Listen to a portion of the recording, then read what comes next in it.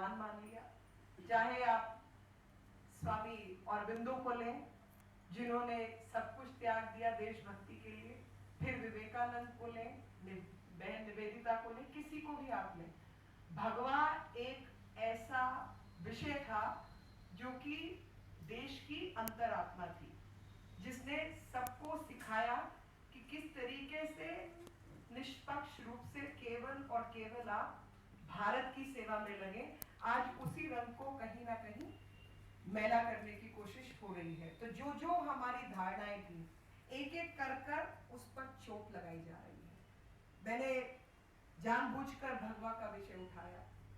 एक ऐसा समय जहां पर आतंकवाद को भी रंगों के द्वारा देखा जाता है, एक ऐसा समय जहां पर नक्सलियों के नेताओं को प्लानिंग कमीशन में बिठाया जाता है, और फिर ऐसे समय पर जब आक्रमण, और वो आक्रमण भारत पर आक्रमण या हमारी संवैधानिक शक्तियों पर आक्रमण का समय हो, उसको भी हम राजनीतिक रंग देने लगते हैं और पार्टी ए या पार्टी बी को गिराने में जुट जाते हैं। एक ऐसा समय खास तौर पर झारखंड के लिए, जहां पर लगातार जो एक कहावत है कि जिस चीज की आपको परमिशन डायरेक्टली नहीं मिलती कानून के द्वारा, तो आप इनडायरेक्टली भी नहीं कर सकते। What is not possible directly can not be done indirectly, वो प्रोहिबिटेड है कानून के माध्यम से। लेकिन जब आप सरकार नहीं बना सकते, आप असमर्थ हैं सरकार बनाने में, तो आप कुछ ना कुछ हथकंडा लगाकर राष्ट्रपति शासन लागू कर देते हैं, और उसी के कारण जो राज्य है उसकी नींव और उसका जो काम लोगों के लिए होना चाहिए वो सफर करता है। और इसीलिए एक जागरूकता का माहौल अगर इस देश में कोई बना सकता है तो वो फ्री प्रेस है। और मैं बिल्कुल पक्ष में नहीं हूं इस बात के कि प्रेस पर किसी किस्म का और अन्यथा कानून होना चाहिए। और उसका कारण है कि अगर प्रेस काउंसिल ऑफ इंडिया के चीफ जस्टिस काटजू जैसे लोग रहेंगे तो उनके ऊपर कौन सा कानून लगेगा, जो कि हर समय, चाहे वो 2002 के दंगे हों या कोई और विषय हो, अनाप शनाप कुछ भी लिखते हैं, कुछ भी कहते हैं जो कि तथ्यों से विपरीत है।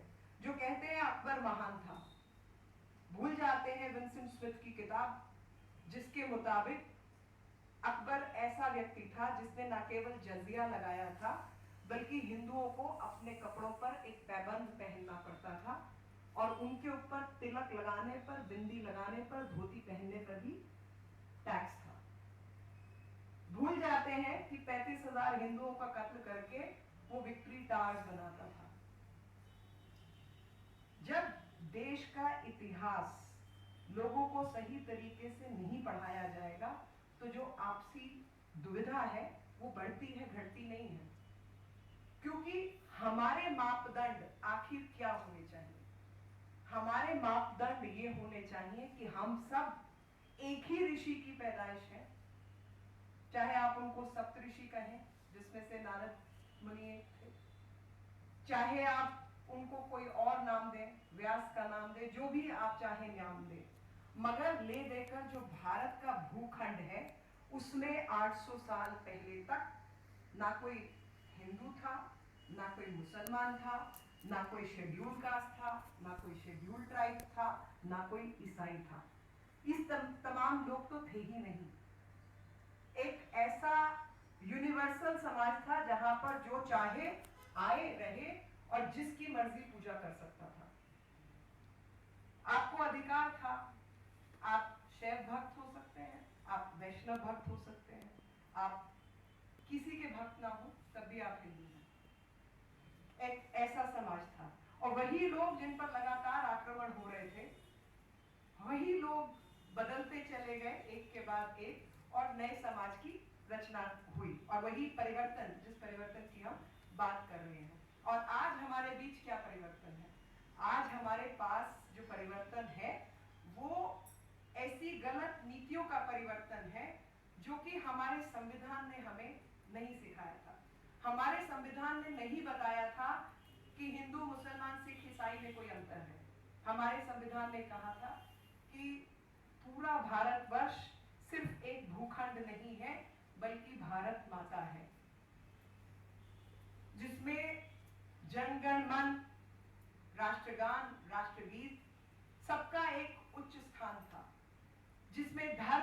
नहीं देखा जाता था। और जब बंकिम चंद्र ने ये गान लिखे थे तो वो, या टैगोर ने लिखे थे, तो ये सोच कर नहीं लिखे थे कि मैं हिंदुओं के लिए लिख रहा हूं या मुसलमानों के लिए लिख रहा हूं। वो एक आजादी की लड़ाई के लिए लिखे थे, और उस आजादी की लड़ाई में सब लोग शामिल थे, इकट्ठा शामिल थे।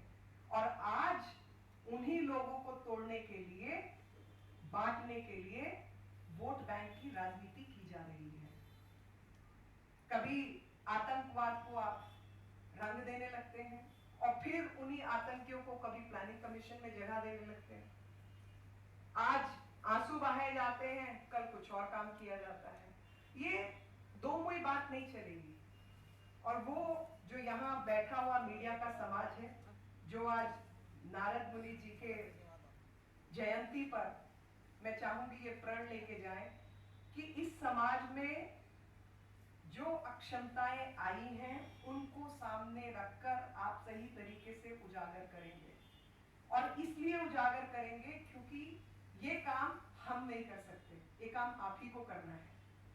आपको काम करना है लोगों के बीच में सही बात बताने का कि आखिर भारत का संविधान किसके लिए लिखा गया था। और अगर आज तक भारत का संविधान पूरी तरीके से किसी ने इस देश में इंप्लीमेंट नहीं किया तो कौन जिम्मेवार है। और ऐसे में नागरिकों के सिर्फ अधिकार नहीं, कर्तव्य क्या है। आखिर नागरिक का भी तो कर्तव्य है, और उसी नागरिक का वो कर्तव्य याद दिलाने की जरूरत है कि एक मत आवश्यक है इस देश को सही सुचारू रूप से चलाने के लिए। अब इस राजनीति को बदलना होगा कि एक साड़ी, एक बोतल पर वोट नहीं डलेगा। आज वोट डलेगा जिसने मेरी सड़क क्यों नहीं बनाई, आज मेरी सिंचाई की जो कनाल थी वो क्यों नहीं खुदी, आज मनरेगा के पैसे किसने उड़ाए, आज जिस फूड सिक्योरिटी की बात कर रहे हैं वो किसको मिली। आज उन विषयों की बात करने की आवश्यकता है। आज विषय उठाने की बात है कि आप, आईपीएल तो उठ रहा है, उठना चाहिए, मैं उसके पक्ष में नहीं हूं, लेकिन आईपीएल के उठने में वो कोयला घोटाला कहां खो गया जो 1,80,000 करोड़ का था। अगर आज नीति सेंट्रल का मैं पढ़ रही थी बैठे हुए, 4,85,000 करोड़ यूपीए की सरकार ने घोटाले में गुमाया है। आप सोचिए, ये काला धन जो विदेशों में पड़ा है वो अंक नहीं है, ये अंक जो भारतवर्ष से ही पिछले 4-5 साल में निकला है। अब अगर ये सब पैसा समाज सेवा में या लोगों में या जिन लोगों के लिए था ये पैसा लगा होता तो हमारा विकास क्या होता। आज राजनीति विकास की राजनीति होनी चाहिए। और परिवर्तन में, जब हम परिवर्तन की बात कर रहे हैं तो उसी परिवर्तन में आप आतंकियों में फर्क नहीं कर सकते। आप right wing, left wing, leftist, Jammu Kashmir, ISI, इसमें फर्क नहीं कर सकते। आपकी आतंकियों से लड़ने की एक नीति होनी चाहिए, और क्योंकि और उसमें राजनीति नहीं होनी चाहिए।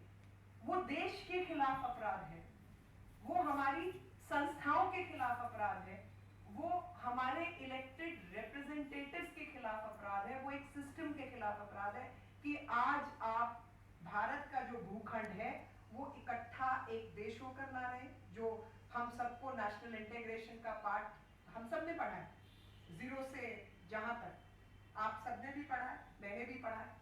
शुरू से हमको कहा जाता था कि भारत के सब, क्या गाना था, भाषा अनेक है, रंग रूप वेशभूषा अनेक है, लेकिन भारत का जो प्राण है वो एक है।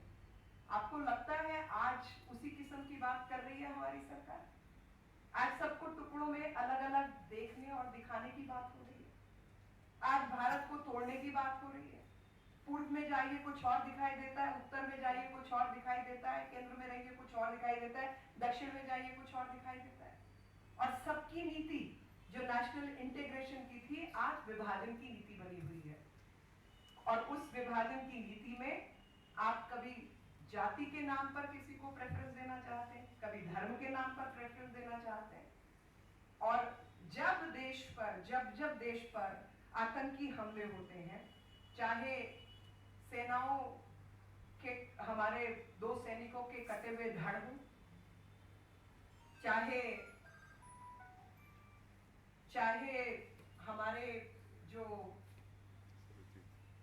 इनकर्शंस जो चीन की तरफ से हुए उनका विषय हो, और लगातार हमारी सीमाओं को तोड़ने की बात हो।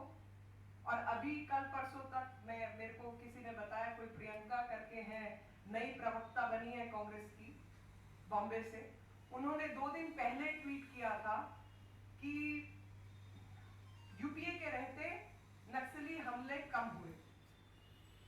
अब 2 दिन बाद देखिए क्या हुआ।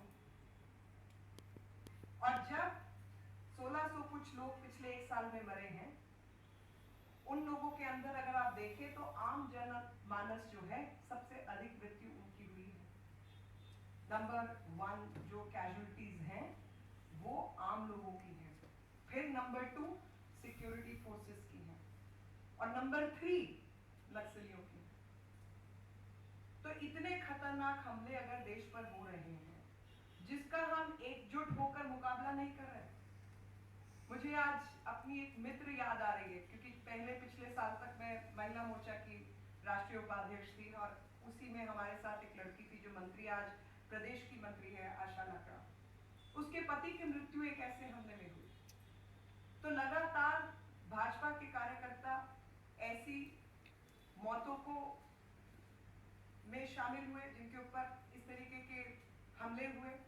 पिछले साल छत्तीसगढ़ के मंत्री, उनके पुत्र का भी निधन, मृत्यु इसी तरीके से हुई। उससे पहले भी उन पर अटैक हुआ, और आंध्र प्रदेश में भी हुआ। पूरे देश भर में लगातार भाजपा इस तरीके के हमलों से जूझती रही है, लेकिन उसके प्रति हमने अपनी नीति नहीं बदली, क्योंकि हमने हमेशा माना कि ये देश के प्रति गद्दारी है। ये देश के प्रति जो हमें अधिकार है अपने सिस्टम को चुनकर बदलने का, लेकिन उस सिस्टम को खत्म करने का अधिकार नहीं है। संविधान जलाने का अधिकार नहीं है, संविधान को बदलने का अधिकार है। आप चुन के आइए, जो तब्दीली चाहते हैं आप कीजिए, जिस तरीके से आपको लगता है सिस्टम चलना चाहिए उस तरीके से चलाएं, लेकिन संविधान को जलाने का, शासन को मारने का अधिकार है। और ये झूठ मूठ की जो कहानियां की जाती हैं और कहा जाता है कि गांधीवादी हैं, वो सब मैं नहीं मानती। मैं मानती हूँ कि ये देश के खिलाफ आतंकी हैं, और इनको आतंकी ही कहना चाहिए, इनको रिबेल नहीं कहना चाहिए, क्योंकि इनमें या आईएसआई स्पॉन्सर्ड जो दूसरे किस्म के आतंकी, उनमें कोई अंतर नहीं है, क्योंकि उन सबका जो मकसद है वो मकसद इस देश की जो पार्लियामेंट्री डेमोक्रेसी है उसको खत्म करने का है, संसद की प्रणाली को खत्म करने का, एक ऑटोक्रेटिक रूल, शासन स्थापित करने का है। और इसी परिवर्तित समाज में जब नारद मुनि जी की जयंती की बात आती है, तो उन्होंने, अगर आप याद करें तो हिरण्यकश्यप से ने जब अपनी प्रेग्नेंट पत्नी को निकाल दिया था, तो उसको सहारा नारद ऋषि ने दिया था, और तब भक्त प्रहलाद का जन्म हुआ, और उस भक्त प्रहलाद ने हिरण्यकश्यप को खत्म किया। और तमाम उनके ऐसे उदाहरण हैं कि कृष्ण के जन्म में किस तरीके से देवकी की संतानों को मरवाया और बाद में कंस का वध करवाया, और जो इस तरीके के कम्युनिकेटर रहे कि आखिर में सत्य की जीत होगी ही होगी असत्य के ऊपर। वही कर्तव्य निष्ठा की मैं आपसे मांग करती हूँ कि आखिर में ऐसे ही शासन की स्थापना होगी जो इस देश के जनमानस के हितों को बचाता हो, खत्म नहीं करता हो, और अहंकारी समाज ना हो। अहंकार भी खत्म होगा। आम लोग, आम जनता, भक्त प्रहलाद जैसे लोग पैदा होंगे, और उनको आप जैसे मीडिया हाउसेस का संरक्षण प्राप्त होगा, और उनको तब तक आप बचा के रखेंगे तब तक इतनी शक्ति उनमें ना हो जो कि विध्वंसकारी हिरण्यकश्यप जैसों से लड़ने की हिम्मत रख सके और उनको खत्म कर सके। क्योंकि आज समय उसी चुनौती का है कि सब तरफ इतना कुछ गलत हो रहा है, लेकिन दूसरा परिवर्तन भी मीडिया, वो दूसरा परिवर्तन है कि अच्छी चीजें भी सामने आ रही हैं, सच्चे लोग भी सामने आ रहे हैं, मीडिया और वोकल हो रहा है। और ऐसे मीडिया में जो कि कहा जाता है हमारे यहाँ तो कि ईश्वर जो है उसका कोई रूप नहीं है, मैं तो उनमें से हूँ कि जो कहती हूँ ईश्वर का कोई रूप नहीं है, वो किसी भी रूप में हमारे सामने अणु परमाणु किसी रूप में हो सकता है। तो उसमें मुझे लगता है कहीं ना कहीं जो अगला रूप मुझे दिखाई देता है वो इंटरनेट दिखाई देता है, ईश्वरीय शक्ति, क्योंकि वो एक ऐसा माध्यम बन गया है जिसमें आम आदमी को बोलने की शक्ति देती है। और कहीं ना कहीं जो चीजें किसी भी कंट्रोल में चल रही हैं उन सब कंट्रोल से हटकर एक ऐसी ईश्वरीय शक्ति कि आप कोई इंफॉर्मेशन कहीं डाल दीजिए वो तुरंत पहुंचती है, जल तरंग से ज्यादा स्पीड पर वो नेट पर उपलब्ध हो जाती है, आप कुछ भी ढूंढना चाहें। और उस इंटरनेट का जो जर्नलिस्ट है, जो पत्रकार है, वो भी पूरी तरीके से उपयोग कर रहे हैं, खबर निकालने के लिए भी और खबर डालने के लिए भी। तो जो खबर का लेना और देना इंटरनेट पर चल रहा है, छोटी से छोटी चीज सेकंड्स में उपलब्ध हो रही है, या बाकी लोग भी किसी ना किसी नाम से उस पर डाल देते हैं ताकि सब पढ़ पाए, वो असली लोकतंत्र की स्थापना में आवश्यक है। क्योंकि लोकतंत्र का मतलब ही आज के समय में लोगों के द्वारा रचित शासन है, लोगों के लिए ही, लेकिन लोगों के द्वारा, for the people, by the people, of the people. लेकिन क्योंकि अभी तक कंट्रोल्ड लोकतंत्र चल रहा था तो सही मायने में लोकतंत्र भी स्थापित नहीं हो रहा था। लेकिन उसी लोकतंत्र की स्थापना में जो सोशल मीडिया है, जो इंटरनेट है, उसका बहुत बड़ा रोल मुझे आने वाले समय में दिखाई देता है। और उसमें मुझे दिखाई देता है कि वो बड़े बड़े कंप्यूटर्स और तमाम चीजें नहीं होंगी, वो छोटे छोटे मोबाइल फोन्स होंगे। और वो मोबाइल रेवोल्यूशन तो पहले ही हमारे देश में आ चुका है, हर एक गांव देहात कहीं चले जाइए आपको मोबाइल तो मिलता ही है, चाहे कंप्यूटर ना हो। तो वो मोबाइल एक ऐसा माध्यम होगा जिसके माध्यम से आप लगातार अपनी सूचनाओं का आदान प्रदान करेंगे। और सही मायनों में अगर उस मोबाइल का सही इस्तेमाल हो तो इस देश में हम असली लोकतंत्र की स्थापना कर सकते हैं, नागरिक अधिकारों की बात कर सकते हैं, कर्तव्यों की बात कर सकते हैं, आरटीआई की सही बात कर सकते हैं, राइट टू एजुकेशन की बात कर सकते हैं, स्वास्थ्य की बात कर सकते हैं। लेकिन उसके लिए जो हमारा हथियार है वो इंटरनेट और टेलीफोन होगा। और साथ में भाषा अंग्रेजी ना होकर रीजनल लैंग्वेज या हिंदी, जैसे उत्तर में बहुत अधिक लोगों के बीच में हिंदी प्रचलित है और एक और दूसरा वर्ग है दक्षिण में जहां पर अंग्रेजी प्रचलित है। तो ये जो हिंदी अंग्रेजी बेस रहेगा ना, वो हमारे लोकतंत्र की कहीं ना कहीं स्थापना और नींव मजबूत करेगा, सिर्फ सही मायने में स्थापित करेगा, ताकि हम एक एसएमएस पर अपनी बात पहुंचा सके, अधिकारी से पूछ सके कि भाई अनाज चला था कहां पहुंचा, मेरी वाली दुकान तो खाली है। यह पूछने का, कहने का अधिकार होना चाहिए ना। आपकी आरटीआई के माध्यम से सड़क के निर्माण में पैसा चला था, अभी तक आया नहीं। आसाम दंगों में कितने लोग मारे गए आपने आज तक बताया नहीं। 300 करोड़ आपने कहा था जाएगा, 100 करोड़ की घोषणा हुई, 300 करोड़ से 100 करोड़ की पहली आपकी जानी थी इंस्टॉलमेंट, अब तक पहुंची नहीं। 2002 के बाद तो कई दंगे हो लिए इस देश में जिनका आज जिक्र नहीं है। तो कहीं ना कहीं वो जो जिक्र कुछ विषयों पर है और कुछ पर नहीं है, वो भी इंटरनेट करवाएगा। क्योंकि आज लोग पूछते हैं कि भाई 86 में, 89 में, 92 में, 98 में, मुरादाबाद में, हाशिमपुरा में, मुंबई में, तमाम, और अभी हाल ही में आंध्र प्रदेश में, आसाम में, राजस्थान में दंगे हुए, आपको 2002 ही याद रहता है। और 2002 में भी 1167 लोग मरे, जिसमें से 34% मरने वाले हिंदू थे। आप भूल जाते हैं ये बात कहनी। एक ऐसे प्रदेश में जहां पर 9% माइनॉरिटी है। तो जो सही इंफॉर्मेशन है, और दंगे किसी के लिए ठीक नहीं है, इस देश के लिए दंगे ठीक नहीं है, लेकिन करवा कौन रहा है उसके पीछे भी तो जानने की आवश्यकता है। ये भी तो जानने की आवश्यकता है कि 2002 के दंगों में सजाए मौत किन लोगों को मिली है।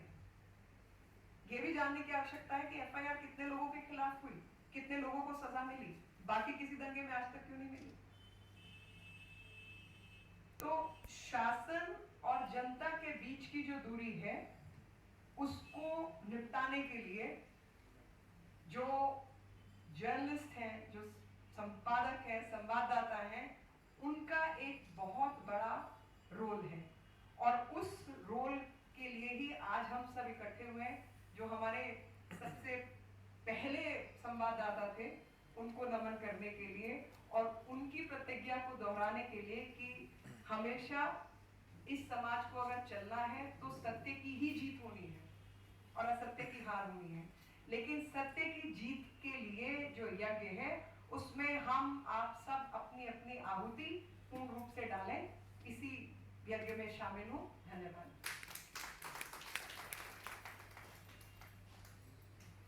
बहुत बहुत धन्यवाद मीनाक्षी जी। आपने ठीक ही कहा कि आने वाले समय में जो परिवर्तन का मुख्य अस्त्र होगा ये इंटरनेट और मोबाइल या लैपटॉप